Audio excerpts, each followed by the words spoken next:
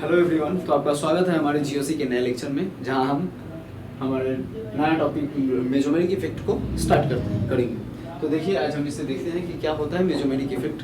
तो mesomeric effect जो होता है वो मेनली होता है डीलोकलाइजेशन ऑफ डीलोकलाइजेशन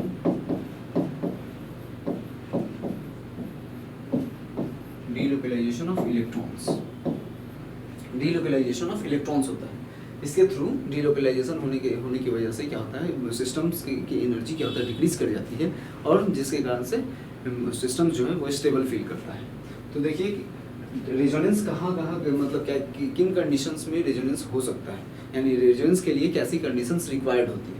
तो देखिए यहाँ पर हमारे पास ये जितने सिस्टम्स हैं, ये जो हम अब आपको दिखा रहे हैं, ये जो है जो सिस्टम्स जैसे कार्बोकैटायंस है, उसके बाद क्या है डबल बॉन्ड, ये सब मौजूद है।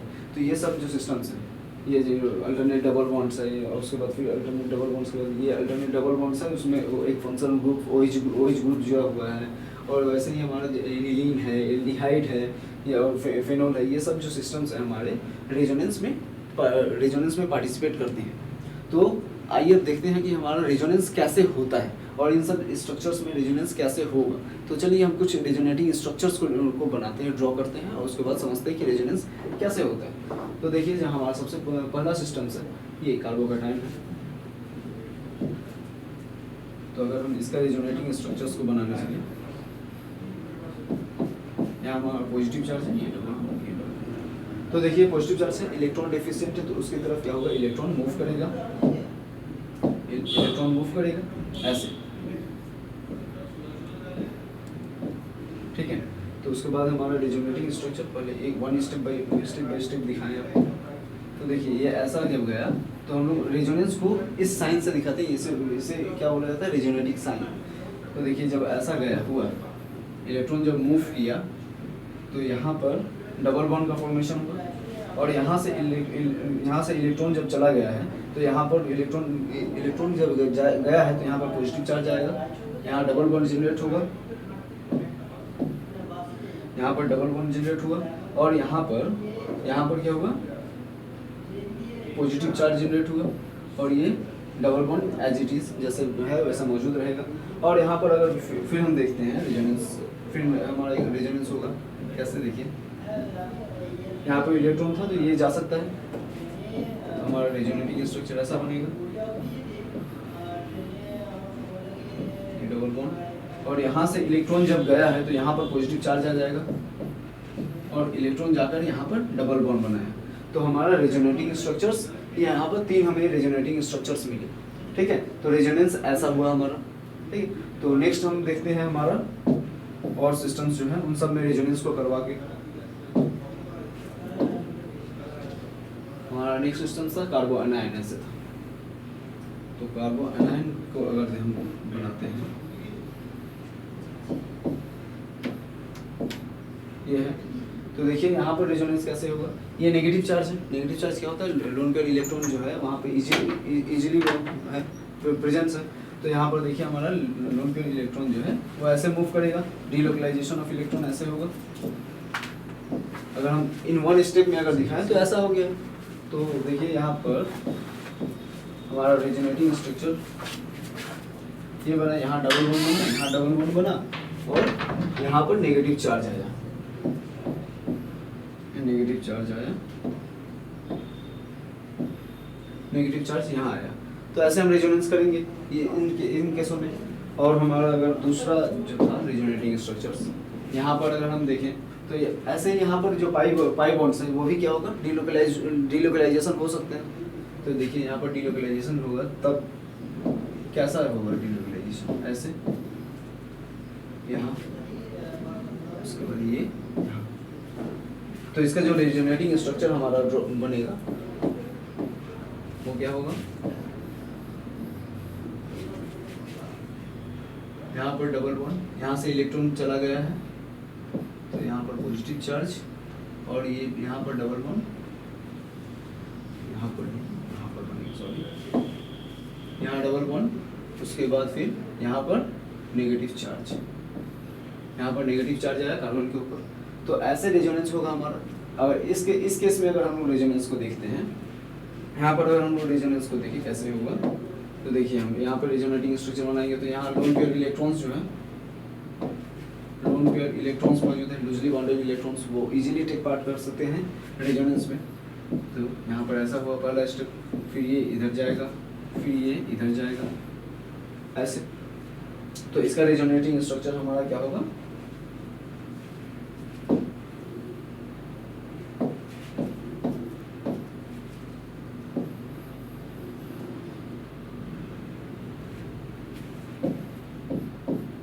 तो देखिए ऑक्सीजन के पास से इलेक्ट्रॉन गया है तो उसके ऊपर पॉजिटिव चार्ज, फिर डबल बॉन्ड यहाँ बना, फिर ये डबल बॉन्ड जाकर यहाँ गया तो यहाँ पर डबल बॉन्ड बना एक, और एक डबल बॉन्ड यहाँ पे बना। तो हमारा रेजोनेटिंग स्ट्रक्चर ऐसे होगा। तो नेक्स्ट चलते हैं, हमारा एक एनिलीन, कंजुगेटेड एनिलीन अगर है तो उसको देखते हैं। Conjugated amine sorry, conjugated amine system अगर हम बनाएं, नाइट्रोजन के पास भी क्या है, लोन पेयर इलेक्ट्रॉन्स है जो रेजोनेंस में टेक पार्ट करेंगे, ये ऐसे, ये ऐसे और ये ऐसे। तो इसका रेजोनेटिंग स्ट्रक्चर हमारा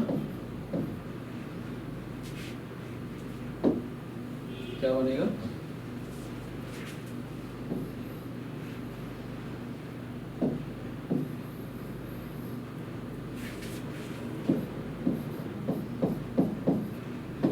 से इलेक्ट्रॉन गया तो यहाँ पर पॉजिटिव चार्ज, उसके बाद यहाँ डबल बॉन्ड, फिर यहाँ डबल बॉन्ड, फिर यहाँ पर नेगेटिव चार्ज।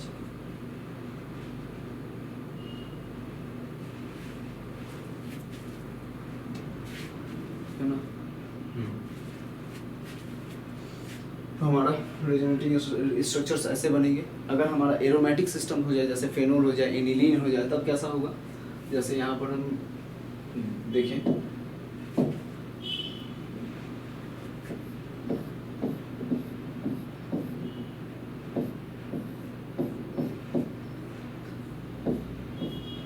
तो हम जानते हैं ऑक्सीजन के पास लोन पेयर इलेक्ट्रॉन्स है, वो क्या होगा, मूव करेंगे ऐसे। तो देखिए इसको स्टेप बाय स्टेप अगर हम दिखाएं,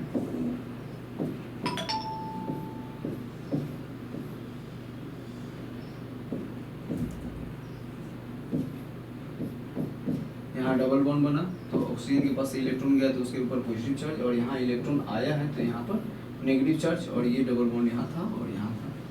तो इसका नेक्स्ट रेजोनेटिंग स्ट्रक्चर हमारा ऐसे होगा, ठीक है।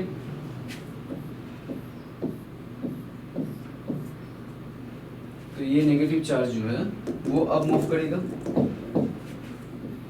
ऐसे, और ये कार्बन के ऊपर नेगेटिव चार्ज। तो यहाँ पर देखिए नेगेटिव चार्ज आया, और यहाँ पर डबल बॉन्ड बना, और यहाँ पर डबल बॉन्ड था, यहाँ पॉजिटिव चार्ज था, और यहाँ पर डबल बॉन्ड था। अब देखिए, अब जो नेक्स्ट रेजोनेंस होगा वो क्या होगा, ये नेगेटिव चार्ज है तो इधर मूव करेगा, उसके बाद ये कार्बन के ऊपर नेगेटिव चार्ज।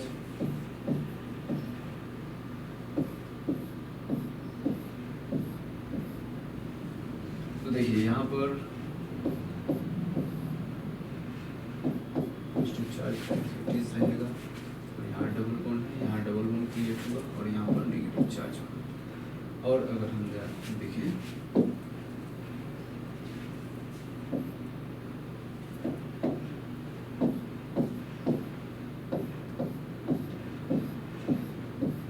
फिर से ये नेगेटिव चार्ज है, यहाँ गया, और ये ऑक्सीजन के ऊपर नेगेटिव इलेक्ट्रॉन फिर से वापस गया, तो यहाँ का पॉजिटिव चार्ज जो है वो ख़त्म। उसके बाद यहाँ डबल बॉन्ड बना, यहाँ डबल बॉन्ड बना, और यहाँ डबल बॉन्ड बना। तो देखिए हमारा रेजोनेटिंग स्ट्रक्चर ऐसे बनता है एरोमेटिक जब सिस्टम्स होगा। तो अगर ये हमारा रेजोनेटिंग स्ट्रक्चर्स बना तो हमें कितने रेजोनेटिंग स्ट्रक्चर्स मिले, एक हमें एक ये मिला, 2 3 4, और ये तो पहले जैसे ही है, यानी हमारे टोटल हमें 4 रेजोनेटिंग स्ट्रक्चर्स मिले, टोटल 4 रेजोनेटिंग स्ट्रक्चर्स मिले हमें।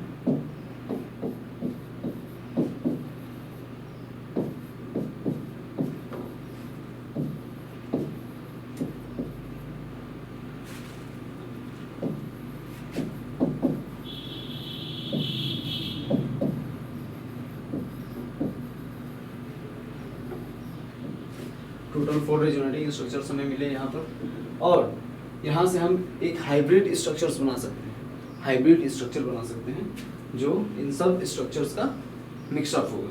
तो देखिए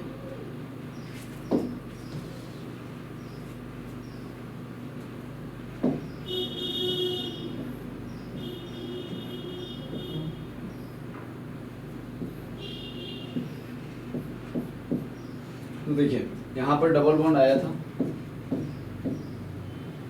यहाँ पर भी डबल बॉन्ड आया था, यहाँ पर भी डबल बॉन्ड था, यहाँ पर भी डबल बॉन्ड था, यहाँ पर भी डबल बॉन्ड था, तो उन्हें हम ऐसे दिए। और देखिए नेगेटिव चार्ज हमारा इस पोजीशन पर आया था, इस पोजीशन पे आया था और इस पोजीशन पे आया था। तो देखिए यहाँ पर नेगेटिव चार्ज आया था, यानी डेल्टा नेगेटिव चार्ज यहाँ पर आया था, यहाँ पर भी डेल्टा नेगेटिव चार्ज आया था, और यहाँ पर भी डेल्टा नेगेटिव चार्ज आया था, और यहाँ पे डेल्टा पॉजिटिव चार्ज आया था, यहाँ पे पॉजिटिव चार्ज आया था। तो एक नेगेटिव चार्ज है जो 3 जगह मौजूद है, 3 जगह पे मौजूद है, मतलब एक जगह पर कितना होगा 1/3 पार्ट होगा, यानी हमारा ऐसा हुआ। इसे हम बोलते हैं हाइब्रिड स्ट्रक्चर, इसे हम बोलते हैं हाइब्रिड स्ट्रक्चर।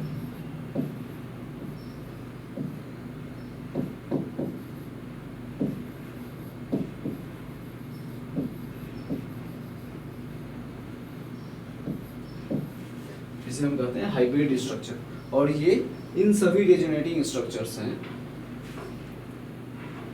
इन सभी रेजोनेटिंग स्ट्रक्चर्स में ये सबसे ज़्यादा स्टेबल होता है। ठीक है, तो ऐसे ही अगर हम देखें एनिलीन के लिए भी हम लोग ऐसे ही बना सकते हैं, एनिलीन का जो रेजोनेटिंग स्ट्रक्चर होगा उसे भी हम ऐसे ही बना सकते हैं। तो देखिए हम बनाते हैं, यहाँ पे अगर हम लोग एनिलीन का रेजोनेटिंग स्ट्रक्चर्स को देखें,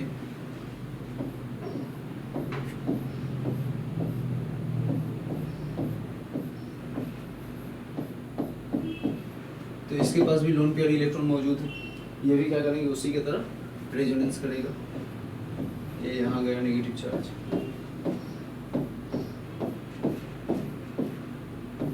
यहाँ पर डबल बॉन्ड बन जाएगा, यहाँ पर पॉजिटिव चार्ज आएगा, और यहाँ पर नेगेटिव चार्ज आएगा, यहाँ पर ऐसे बनेगा। ठीक है, फिर नेक्स्ट हमारा ये मूव करेगा और ये नेगेटिव चार्ज कार्बन के ऊपर जाएगा,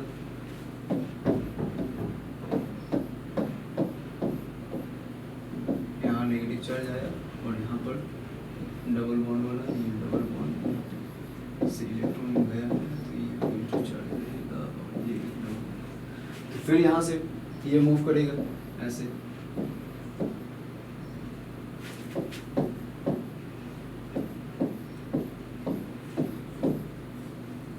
तो ये डबल बॉन्ड बना, ये डबल बॉन्ड था, यहाँ पे डबल बॉन्ड है और यहाँ पर पॉजिटिव चार्ज है और यहाँ पे नेगेटिव चार्ज बना है। अब ये फिर से रेजोनेंस में पार्टिसिपेट करेगा और ये फिर से ये 1 नंबर को दे देगा, ये 1 नंबर फिर से यहाँ पे ऑब्टेन हो जाएगा। तो हमारा यहाँ पर भी टोटल 1 2 3 4 रेजोनेटिंग स्ट्रक्चर्स मिलते हैं। ठीक है, तो इसका हाइब्रिड स्ट्रक्चर क्या होगा, इसका हाइब्रिड स्ट्रक्चर अगर हम बनाने की कोशिश करें तो ये बनेगा हमारा, और हाइब्रिड स्ट्रक्चर जो है वो सबसे ज़्यादा स्टेबल होता है, most stable among the all resonating structures.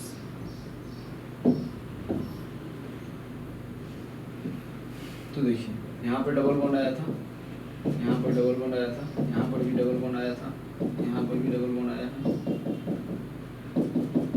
ठीक है, और यहाँ नेगेटिव चार्ज आया था, डेल्टा नेगेटिव, यहाँ पर भी नेगेटिव चार्ज आया था, और यहाँ पर भी नेगेटिव चार्ज आया था, और यहाँ भी पॉजिटिव चार्ज आया था।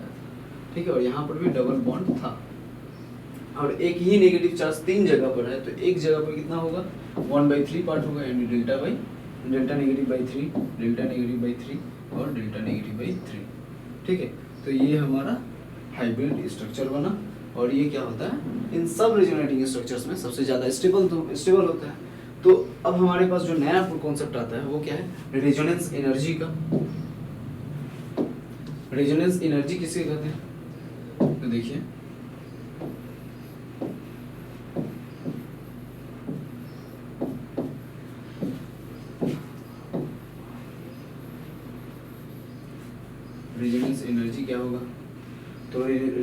एनर्जी जो होता है, ये जो हमारे पास ये जो इतने रेजोनेटिंग स्ट्रक्चर्स हैं और ये जो हाइब्रिड स्ट्रक्चर्स हैं, तो ये क्या होता है, एनर्जी डिफरेंस होता है। एनर्जी डिफरेंस इसका हाइब्रिड स्ट्रक्चर से इन रेजोनेटिंग स्ट्रक्चर्स का। तो इन्हें अगर हम लोग ग्राफिकली अगर देखें तो ज़्यादा क्लियर हमें समझ में आएगा। जैसे देखिए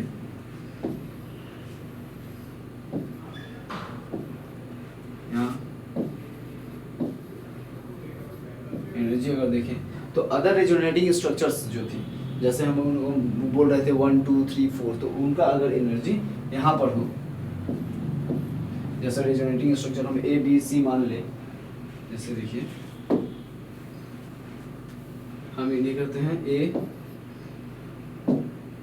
हमारा रेजोनेटिंग स्ट्रक्चर ए होगा, ये बी होगा, ये सी होगा और ये डी होगा।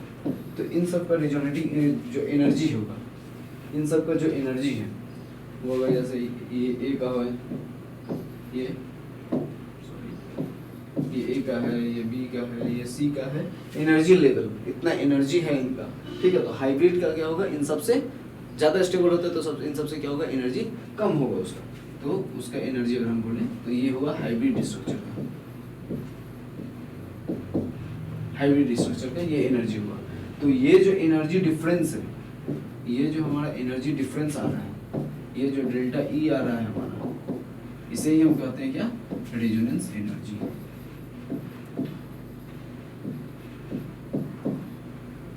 इसे ही हम रेजोनेंस एनर्जी कहते हैं, इसे ही हम रेजोनेंस एनर्जी कहते हैं। और ये रेजोनेंस एनर्जी क्या होता है, ऑलवेज नेगेटिव में होगा, और ये जितना ज़्यादा होगा, जितना ज़्यादा नेगेटिव में होगा, वो जो स्पीसीज है वो उतना ज़्यादा स्टेबल होगा, ठीक है। तो रेजोनेंस एनर्जी हमारा हुआ। अब हम चलते हैं नेक्स्ट टाइप्स ऑफ रेजोनेंस में, कि रेजोनेंस कितने टाइप्स के होते हैं। तो टाइप ऑफ रेजोनेंस जो है, या फिर मेसोमेरिक इफेक्ट जो है, वो होते हैं दो तरह के। एक होता है प्लस आर इफेक्ट, या फिर प्लस एम इफेक्ट, या माइनस आर इफेक्ट, या माइनस एम इफेक्ट। तो हम लोग प्लस आर या माइनस आर से ही चलते हैं, प्लस एम और माइनस एम को कंसिडर कर लीजिएगा आप। तो देखिए प्लस एम इफेक्ट को, प्लस आर इफेक्ट कौन सा ग्रुप देगा, वह ग्रुप देगा जो इलेक्ट्रॉन के डेंसिटी को किसी में बढ़ा रहा है, किसी सबस्ट्रेट में, या फिर सबस्ट्रेट का बॉडी में इलेक्ट्रॉन की डेंसिटी को जो बढ़ाएगा उसे हम बोलेंगे कि वो प्लस आर इफेक्ट शो कर रहा है। जैसे हमारा अभी देखे थे हम फेनॉल में OH जो ग्रुप था, वो क्या कर रहा था, बेंजीन रिंग की इलेक्ट्रॉन डेंसिटी को बढ़ा रहा था, तो वो क्या कर रहा था, प्लस आर इफेक्ट शो कर रहा था, ठीक है। और जैसे नाइट्रो ग्रुप अगर हम पकड़ें, तो नाइट्रो ग्रुप क्या करता है, इलेक्ट्रॉन डेंसिटी, बेंजीन का जो है इलेक्ट्रॉन डेंसिटी को अपनी तरफ खींचता है, यानी इलेक्ट्रॉन डेंसिटी को कम कर देता है। बेंजीन के जो फेनॉल रिंग जो है, फेनॉल का जो बेंजीन जो रिंग है उस वहाँ से इलेक्ट्रॉन को टान लेता है, जिसके कारण से क्या होता है, electron density of the ring क्या होता है, डिक्रीज करता है, यानी माइनस आर इफेक्ट वो शो करता है, ठीक है।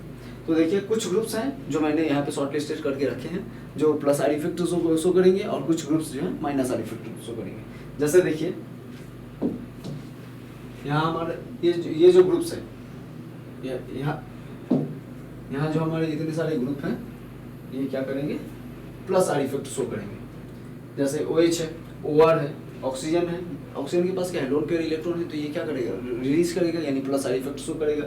वैसे हमारे पास NH2 है, यहाँ पर भी हमारा क्या है, लोन पेयर इलेक्ट्रॉन मौजूद है, ये भी क्या होगा, इलेक्ट्रॉन डोनेट करेगा सिस्टम की तरफ, ये भी इलेक्ट्रॉन डोनेट करेगा सिस्टम की तरफ। और यहाँ SR है, तो ये भी इलेक्ट्रॉन डोनेट करेंगे। ये fluorine, chlorine, bromine, iodine, halogens भी क्या करेंगे, प्लस आर इफेक्ट शो करेंगे। देखिए 3 लोन पेयर से इलेक्ट्रॉन्स होते हैं हेलोजेंस के पास। उसके बाद ऑक्सीजन O के ऊपर माइनस है, तो ये तो obviously plus R effect show करेगा। और कुछ ग्रुप्स हैं जो हमारे माइनस आर इफेक्ट शो करेंगे। जैसे ये सब जो ग्रुप्स हैं हमारे, ये सब जो ग्रुप्स हैं, ये हमें माइनस आर इफेक्ट को शो करेंगे। जैसे NO2, CHO, यहाँ देखिए सब इलेक्ट्रॉन डेफिशिएंट ग्रुप है। ये क्या करेंगे, रिंग से या फिर बॉडी के किसी सबस्ट्रेट के बॉडी से इलेक्ट्रॉन को अपनी तरफ पुल करेंगे, तो ये क्या करेंगे, तो तब क्या होगा, इलेक्ट्रॉन डेंसिटी को वो डिक्रीज कर देंगे किसी सबस्ट्रेट के बॉडी से, तो ये शो करेंगे माइनस आर इफेक्ट। जैसे देखिए ये सब ग्रुप्स हैं, ओके। अब हम चलते हैं, और हमने इंडक्टिव इफेक्ट में ही पढ़ा है कि जो ग्रुप्स जो ग्रुप्स या फिर कोई भी इफेक्ट जो इलेक्ट्रॉन डेंसिटी को बढ़ा रहा है, जो किसी सिस्टम जो नेगेटिव चार्ज जो है, अगर अनायन अगर है, नेगेटिव चार्ज जो है उसके ऊपर अगर इलेक्ट्रॉन डेंसिटी को अगर बढ़ा रहा है, तो वो क्या कर रहा है, उसको उस सबस्ट्रेट को अनस्टेबल कर रहा है। जैसे देखिए यहाँ पे देखिए प्लस आर इफेक्ट जो है, प्लस आर इफेक्ट जो है वो पॉजिटिव चार्ज की पॉजिटिव चार्ज में इलेक्ट्रॉन को डोनेट करेगा, और डोनेट करने से क्या होता है, पॉजिटिव चार्ज स्टेबिलाइज फील करेगा। जैसे देखिए यहाँ पर plus R effect increases the stability of positive charge and negative and decreases the stability of negative charge. तो प्लस आर इफेक्ट क्या करेगा, इलेक्ट्रॉन डेंसिटी को बढ़ाएगा नेगेटिव चार्ज वाले का, जिसके कारण से वो डिस्टेबिलाइज होगा, और कार्बोकैटायन के इलेक्ट्रॉन डेंसिटी देगा, यानी कार्बोकैटायन के भूखा जो है वो उनके भूख को क्या करेगा, कम करेगा, जिसके कारण से कार्बोकैटायन स्टेबल फील करेगा। और सिमिलरली अगर माइनस आर इफेक्ट को देखते हैं, तो माइनस आर इफेक्ट क्या करेगा, कार्बोकैटायन का जो स्टेबिलिटी है उसको और क्या डिक्रीज करेगा, यानी भूखा था और वहाँ से इलेक्ट्रॉन को पुल कर लिया, अपनी तरफ खींच लिया, तो क्या करेगा, वो उसके भूख को और ज़्यादा बढ़ा रहा है, मीन्स उसको और ज़्यादा अनस्टेबल फील कर रहा है, यानी नेगेटिव चार्ज जो है पॉजिटिव चार्ज को, जो माइनस आर इफेक्ट है वो क्या करेगा, पॉजिटिव चार्ज की स्टेबिलिटी को डिक्रीज करेगा, और माइनस चार्ज की स्टेबिलिटी को इंक्रीज करेगा। ठीक है, तो चलिए, और कुछ ग्रुप्स हैं जो बोथ प्लस आर इफेक्ट भी शो करते हैं और माइनस आर इफेक्ट भी शो करते हैं। जैसे देखिए यहाँ पर जो OH जो फेनॉल था वो क्या कर रहा था, इलेक्ट्रॉन को रिंग की तरफ पुश कर रहा था, रिंग में दे रहा था, यानी क्या कर रहा है, वो प्लस आर इफेक्ट शो कर रहा है, यानी OH क्या कर रहा है, प्लस आर इफेक्ट शो कर रहा है। और ये पीएच जो है, ये जो फिनाइल ग्रुप है, ये जो फिनाइल ग्रुप जो बेंजीन रिंग है, ये रिंग क्या कर रहा है, वहां से यानी OH से अपने इलेक्ट्रॉन को अपनी तरफ टान रहा है। तो हम क्या बोल सकते हैं कि ये पीएच ग्रुप जो है फिनाइल ग्रुप जो है वो क्या कर रहा है, माइनस आर इफेक्ट शो कर रहा है। सिमिलरली अगर इस केस में देखा जाए तो ये यहाँ पर लोन पे इलेक्ट्रॉन मौजूद है, तो ये क्या करेगा, इलेक्ट्रॉन को अपने इलेक्ट्रॉन को रिंग की तरफ पुश करेगा, ये फिर यहाँ जाएगा और यहाँ जाएगा। तो देखिए यहाँ पर NH2 ग्रुप जो हुआ, NH2 ग्रुप क्या कर रहा है, प्लस आर इफेक्ट शो कर रहा है, और ये जो ग्रुप है CH2 ये क्या कर रहा है, माइनस आर इफेक्ट को शो कर रहा है। ठीक है, तो कुछ ग्रुप्स हैं जो बोथ प्लस आर इफेक्ट को भी शो करेंगे, माइनस आर इफेक्ट को भी शो करेंगे। यहाँ पर देखिए ये ग्रुप जो है ये क्या शो किया, plus minus are effect show किया। और उसी चीज को हम इस कंपाउंड में अगर देखें, इस कंपाउंड में अगर हम देखते हैं, तो यहाँ पर देखिए ये इलेक्ट्रॉन डेंसिटी को डोनेट करेगा फिनाइल की तरफ से, क्योंकि यहाँ पर बहुत ही स्ट्रॉन्ग इन नाइट्रो ग्रुप यहाँ पर मौजूद है जो इलेक्ट्रॉन डेंसिटी को खुद की तरफ खींच रहा है। ठीक है, तो यहाँ पर ये जो ग्रुप हुआ, ये जो ग्रुप है ये यहाँ पर क्या कर रहा है, क्या शो कर रहा है, प्लस आर इफेक्ट शो कर रहा है। यहाँ पर शो किया था माइनस आर इफेक्ट, और यहाँ पर शो कर रहा है प्लस आर इफेक्ट। यानी कुछ कंपाउंड्स, कुछ ग्रुप्स जो हैं, कुछ फंक्शनल ग्रुप्स जो हैं वो क्या करते हैं, कभी प्लस आर इफेक्ट शो करते हैं, कभी प्लस आर इफेक्ट शो करते हैं, और कभी माइनस आर इफेक्ट शो करते हैं। जैसे ये फिनाइल ग्रुप है, इनो ग्रुप है, ये सब हमारे ऐसे ग्रुप्स हैं जो बोथ को शो करते हैं। जैसे देखिए, और एक अगर हम एग्जांपल अगर लेते हैं, जैसे यहाँ पर मेरा फिनाइल रिंग है, बेंजीन रिंग है, और यहाँ अगर हम BH2 को लगाते हैं तो BH2 होगा। तब देखिए यहाँ पर जो बोरॉन है, बोरॉन के पास क्या है, वैकेंट पी ऑर्बिटल है, इसके पास क्या है, वैकेंट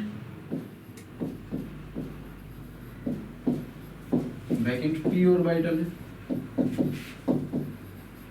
वैकेंट पी ऑर्बिटल है, जो क्या करेगा, यहाँ से इलेक्ट्रॉन को खुद की तरफ खींचेगा। तो जो हेटेरोएटम बोरॉन है ये भी क्या कर सकता है, रेजोनेंस में टेक पार्ट कर सकता है। ऐसा कंडीशन भी अगर रहे तो यहाँ पर भी रेजोनेंस हो सकता है। तो देखिए यहाँ पर ये इधर जाएगा, ऐसे जाके रेजोनेंस यहाँ पर भी पॉसिबल है। तो अब हम लोग देखिए आगे बढ़ते हैं। हाँ, रेजोनेंस जो है, नोट हमारा क्या है, कि रेजोनेंस जो है वो क्या होता है, डिस्टेंस इंडिपेंडेंट होता है, unlike the case of inductive effect, जहाँ पर इंडक्टिव इफेक्ट क्या करता था, डिस्टेंस के ऊपर डिपेंड करता था, जितने दूर जा रहे हैं उसका इंडक्टिव इफेक्ट, चाहे प्लस इफेक्ट हो, प्लस आई इफेक्ट हो या फिर माइनस आई इफेक्ट हो, वो क्या उसका पावर क्या हो रहा था, कम होता जा रहा था, घटता जा रहा था। लेकिन रेजोनेंस में डिस्टेंस से कोई फर्क नहीं पड़ता है, वो हमेशा हर पोजीशन पे सेम रहता है। जैसे देखिए यहाँ पर हमारे पास एनिलीन ग्रुप है, एनिलीन ग्रुप है, तो जो ये क्या करेगा, ये जो हमारा NH2 ग्रुप है वो क्या शो करता है, माइनस आई इफेक्ट शो करता है, माइनस आई इफेक्ट शो करता है, और अपने लोन पेयर इलेक्ट्रॉन को जब डोनेट कर रहे हैं रिंग की तरफ, अपने लोन पेयर इलेक्ट्रॉन को डोनेट कर रहा है रिंग की तरफ, मतलब क्या, प्लस आर इफेक्ट शो करेगा, प्लस आर इफेक्ट शो कर रहा है। तो देखिए हम इस रिंग में, एरोमेटिक रिंग में जो हमारा ये पोजीशन होता है वो क्या होता है, इप्सो पोजीशन होता है, इप्सो। ये होता है हमारा ऑर्थो, ये हमारा मेटा, ये है पैरा, पैरा, ये भी हमारा मेटा, ये है हमारा ऑर्थो। तो देखिए अगर हम लोग देखें कि माइनस आई इफेक्ट जो है वो सबसे ज्यादा कहाँ पर होगा, minus I effect of NH2, minus I effect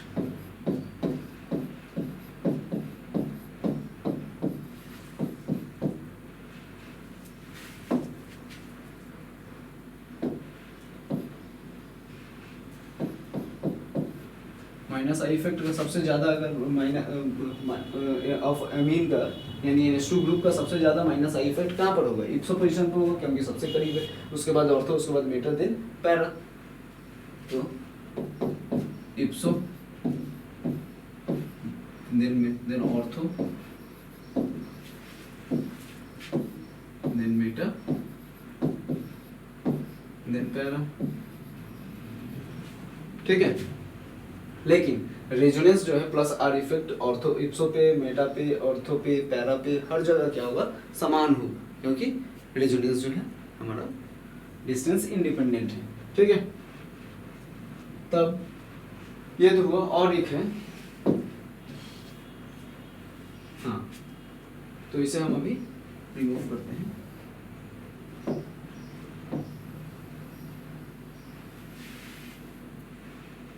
तो देखिए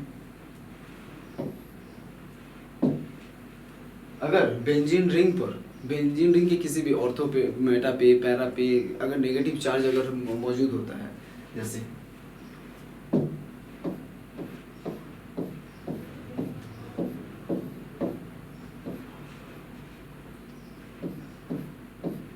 अगर नेगेटिव चार्ज यहाँ मौजूद है तो इसकी स्टेबिलिटी को हम हमेशा इंडक्टिव इफेक्ट से ही डिटरमाइन करते हैं, रेजोनेंस इफेक्ट से हम लोग डिटरमाइन नहीं कर सकते हैं, क्योंकि ये नेगेटिव चार्ज जो है वो कहाँ पर मौजूद है, वो एक ऐसे पी ऑर्बिटल में मौजूद है जो इस बेंजीन रिंग के जहाँ पर रेजोनेंस हो रहा है उस यानी जो ऑर्बिटल रेजोनेंस में पार्टिसिपेट कर रहा है उसके परपेंडिकुलर ऑर्बिटल में ये नेगेटिव चार्ज मौजूद होगा।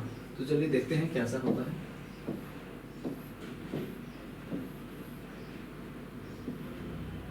तो देखिए अगर रेजोनेंस होगा तो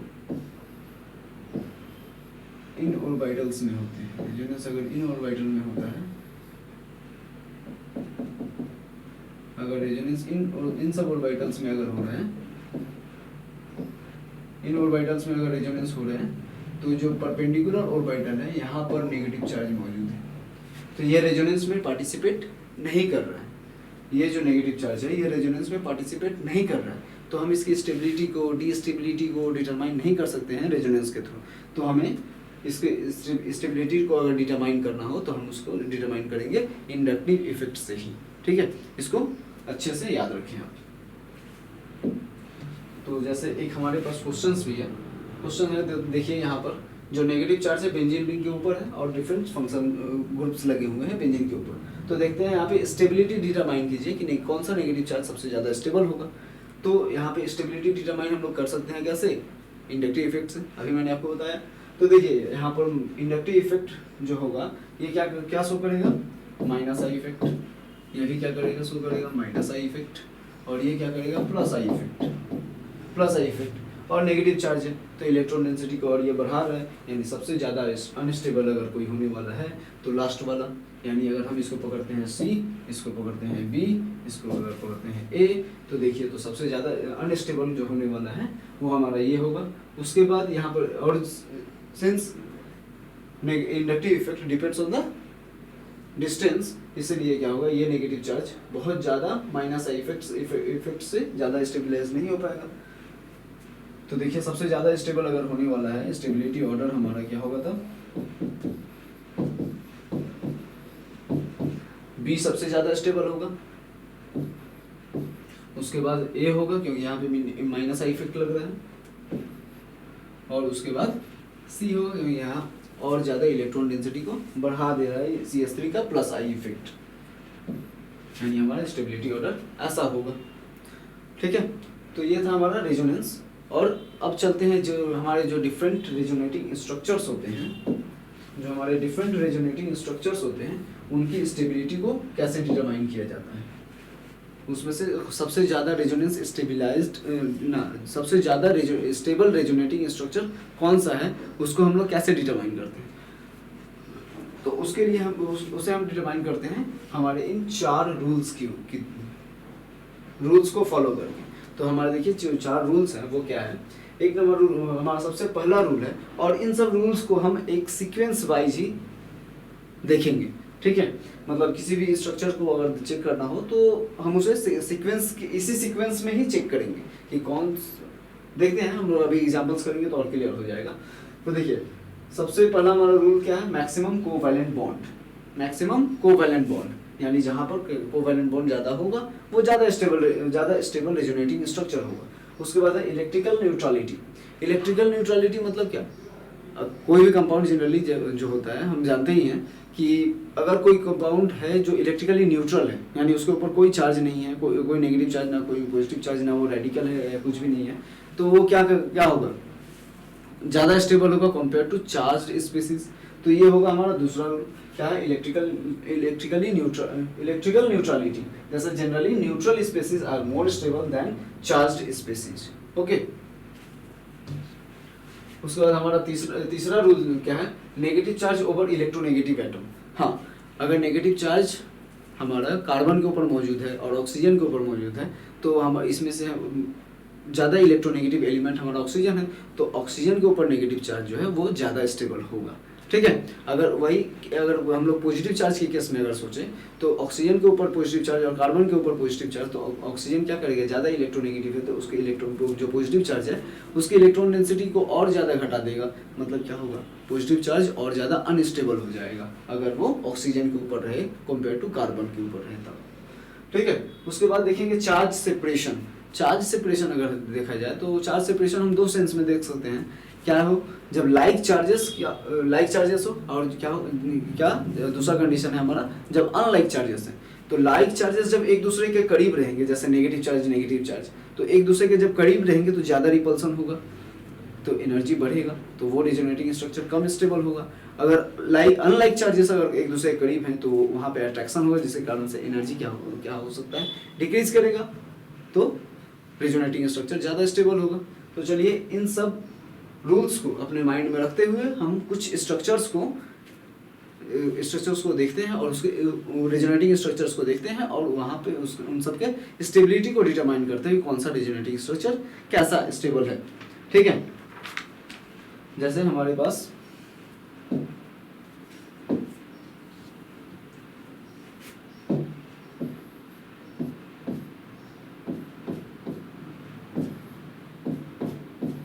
ये एक रेजोनेटिंग स्ट्रक्चर होगा, तो इसका रेजोनेटिंग स्ट्रक्चर ऐसा होगा।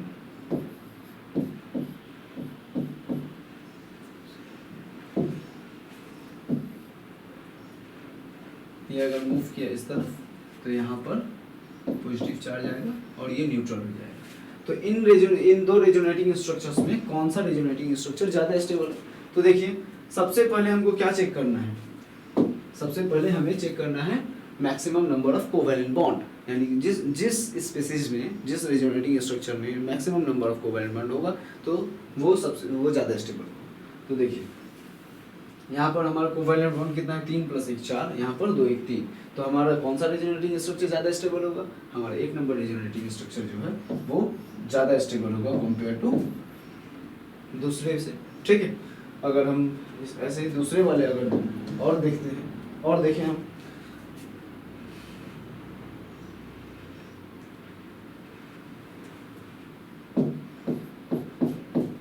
हमारे पास ये होता है, ये रेजोनेटिंग स्ट्रक्चर देखिए ऐसा बनाएगा।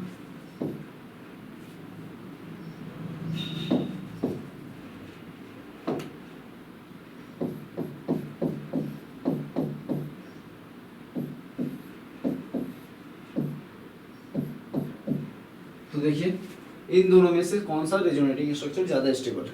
तो देखते हैं, सबसे पहले हमको क्या देखना है, number of covalent bond, then number of covalent bond, फिर उसके बाद इलेक्ट्रिकल न्यूट्रलिटी, फिर उसके बाद negative charge over more electronegative atom, फिर चार्ज सेपरेशन।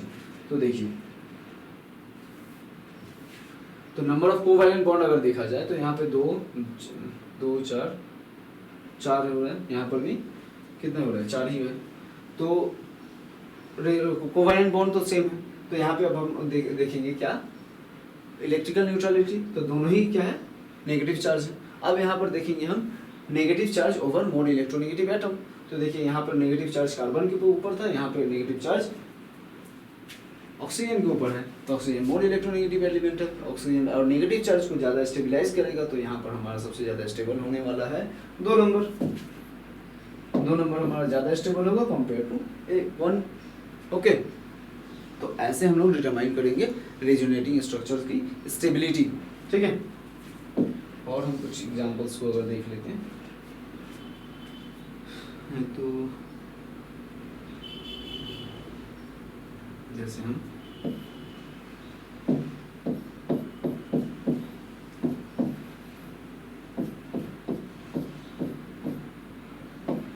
यहाँ पर नेगेटिव चार्ज, यहाँ पर पॉजिटिव चार्ज, तो इसका रेजोनेटिंग स्ट्रक्चर्स को हम लिखें, क्या लिख सकते हैं, CH2 डबल बॉन्ड,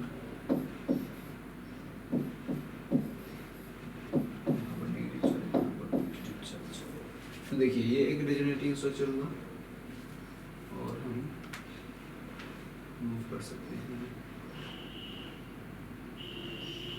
तो इन दोनों में अगर हम लोग रेजोनेटिंग स्ट्रक्चर की स्टेबिलिटी को अगर हम डिटरमाइन कर रहे हैं तो देखिए कौन सा ज़्यादा स्टेबल होगा। यहाँ पर कोवैलेंट बॉन्ड सेम है 4 ठीक है, और ये नाइट्रोजन के ऊपर पॉजिटिव चार्ज है, इससे नाइट्रोजन के ऊपर भी यहाँ पर भी पॉजिटिव चार्ज है, और यहाँ पर नेगेटिव चार्ज जो है वो कार्बन के ऊपर है, यहाँ पर नाइट्रोजन के ऊपर है। तो मोर इलेक्ट्रोनेगेटिव एटम के ऊपर है, नाइट्रोजन क्या मोर इलेक्ट्रोनेगेटिव होता है कंपेयर टू कार्बन। तो ये यहाँ पर भी हमारा जो स्टेबिलिटी ऑर्डर होगा 2 ज़्यादा स्टेबल होगा कंपेयर टू 1। ओके, तो हम लोग रेजोनेटिंग स्ट्रक्चर्स की स्टेबिलिटी को डिटरमाइन करना जान गए हैं। कुछ रूल्स हैं जो सिंपल रूल्स हैं, उनको याद रखना है, और उनको हम लोग सिक्वेंशियली चेक करेंगे।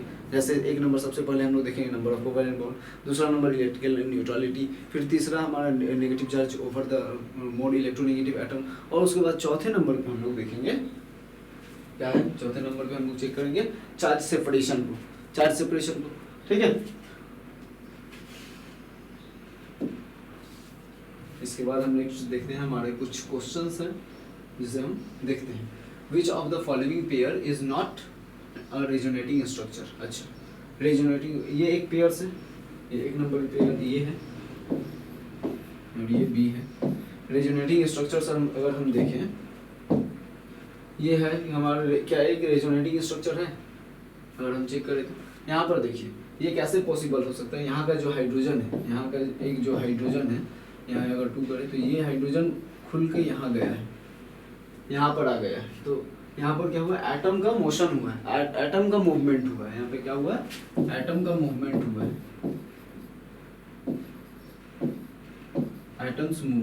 Atom moves. ठीक है, एटम्स का मूवमेंट हुआ है, जिसके कारण से क्या होगा, ये तो रेजोनेटिंग स्ट्रक्चर नहीं कहलाएगा, क्योंकि अभी तक हम लोग जहाँ पढ़ा रेजोनेंस क्या होता है, delocalization of electron, not delocalization of atom.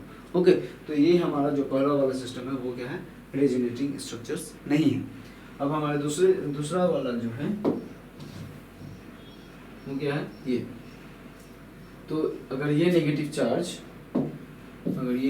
यहाँ गया और ये यहाँ गया, तो यहाँ नेगेटिव चार्ज आएगा, यहाँ पर डबल बॉन्ड आएगा, सही है। तो ये दोनों क्या है, रेजोनेटिंग स्ट्रक्चर हैं, ये जो है रेजोनेटिंग स्ट्रक्चर्स हैं, ठीक है।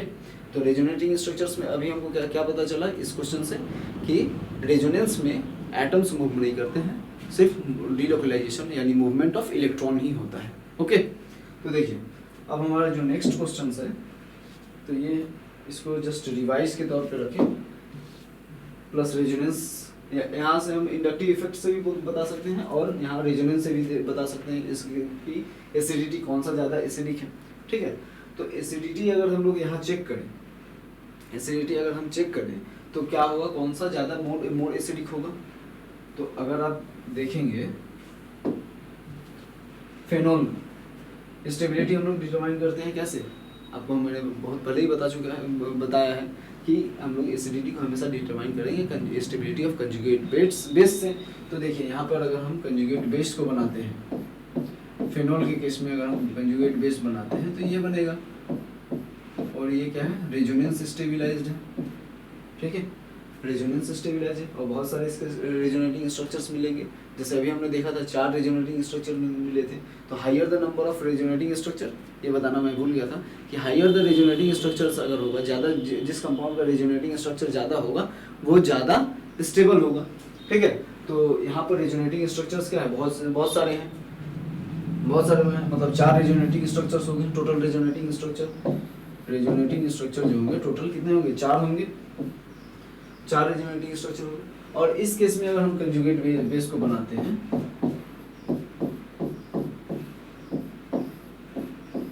तो ये बनेगा हमारा, ये भी रेजोनेंस में जा सकता है बस, लेकिन एक ही बार जा सकेगा, यहाँ से यहाँ, ये हुआ।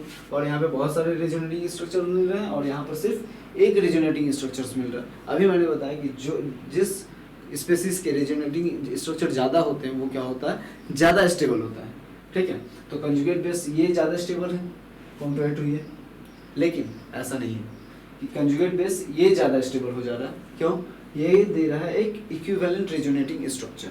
क्या दे रहा है, इक्विवेलेंट रेजोनेटिंग स्ट्रक्चर। जो रेजोनेटिंग स्ट्रक्चर मिला हमें वो क्या मिलेगा, देखिए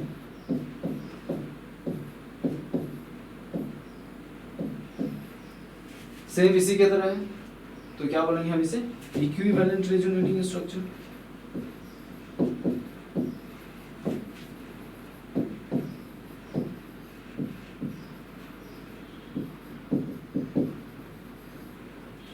इक्विवेलेंट रेजोनेटिंग स्ट्रक्चर, ठीक है।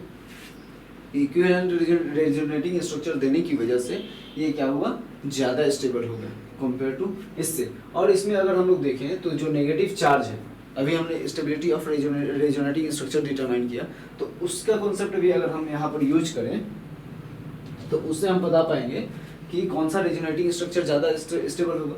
इसका अगर एक रेजोनेटिंग स्ट्रक्चर्स को अगर हम लिखते हैं, इसके अगर एक रेजोनेटिंग स्ट्रक्चर को अगर हम यहाँ लिखें तो क्या होगा रेजोनेटिंग स्ट्रक्चर, देखिए यहाँ पे डबल बॉन्ड ऑक्सीजन H नहीं सॉरी, यहाँ पर नेगेटिव चार्ज। हाँ, अगर रेजोनेटिंग स्ट्रक्चर को लिखते हैं तो ये होगा, ये यहाँ पर देखिए रेजोनेटिंग स्ट्रक्चर जो बना, नेगेटिव चार्ज ऑक्सीजन के ऊपर था, यहाँ पर कहाँ आया, नेगेटिव चार्ज कार्बन के ऊपर आया, तो ज़्यादा स्टेबल। यहाँ पर देखिए नेगेटिव चार्ज कार्बन के ऊपर आया, यहाँ पर नेगेटिव चार्ज कहाँ गया था, ऑक्सीजन के ऊपर गया था, मोर इलेक्ट्रोनेगेटिव एटम के ऊपर गया था। यानी ये जो रेजोनेटिंग स्ट्रक्चर है हमारा वो ज़्यादा स्टेबल है कंपेयर टू ये दिस, ठीक है। यहाँ पर मोर इलेक्ट्रोनेगेटिव एटम के ऊपर नेगेटिव चार्ज गया तो ये ज़्यादा स्टेबल होगा कंपेयर टू दिस। इसीलिए जो एसिडिक स्ट्रेंथ जो होगा हमारा, एसिडिक स्ट्रेंथ जो होगा वो एसिटिक एसिड का ज़्यादा होगा, एसिटिक एसिड का ज़्यादा होगा कंपेयर टू फेनॉल, ठीक है। और जनरली ये एसिड है, एसिटिक एसिड है, एसिड है मतलब क्या होगा, इसका एसिडिटी कंपेयर अदर कंपाउंड्स क्या होगा, ज़्यादा ही होगा, ठीक है, कंपेयर टू ज़्यादा ही होगा हमेशा। तो देखिए यहाँ पर भी वही हुआ कि ये एसिटिक एसिड है और ये फेनॉल है, ठीक है, ये अल्कोहल है और ये कहाँ एक एसिड है, तो एसिड की एसिडिटी क्या होगी, ज़्यादा होगी, ठीक है। तो नेक्स्ट हमारा कुछ वजह है, तो इस क्लास में हमने पूरे रेजोनेंस को ख़त्म किया, ठीक है, और हमारा जो रेजोनेटिंग स्ट्रक्चर्स कैसे बनेंगे, स्टेबिलिटी कैसे डिटरमाइन किया जाएगा, और हम लोग एसिडिटी, किसी कंपाउंड की एसिडिटी एंड बेसिसिटी ऑर्डर को कैसे डिटरमाइन करेंगे, उन सब में हम लोग रेजोनेंस का इस्तेमाल कैसे करेंगे, वो सब हम लोग धीरे धीरे देखते रहेंगे। और इस वीडियो में हमने कुछ देखा, और हमारे जो नेक्स्ट पूरा चैप्टर का टोटल कॉन्सेप्ट खत्म होने के बाद हमारे प्रैक्टिस सेशन में जो इन सब का एप्लीकेशन होगा, इंडक्टिव इफेक्ट का होगा, रेजोनेंस का होगा, हाइपर कंजुगेशन का होगा, जिसे हम नेक्स्ट क्लास में अपने पढ़ने वाले हैं, ठीक है। तो आज के लिए, इस वीडियो के लिए आप सबका बहुत बहुत शुक्रिया, बहुत बहुत थैंक यू। चलिए इस क्लास को हम यहीं पर ख़त्म करते हैं। नेक्स्ट क्लास में हम पढ़ेंगे अपना हाइपर कंजुगेशन, ओके, ठीक है।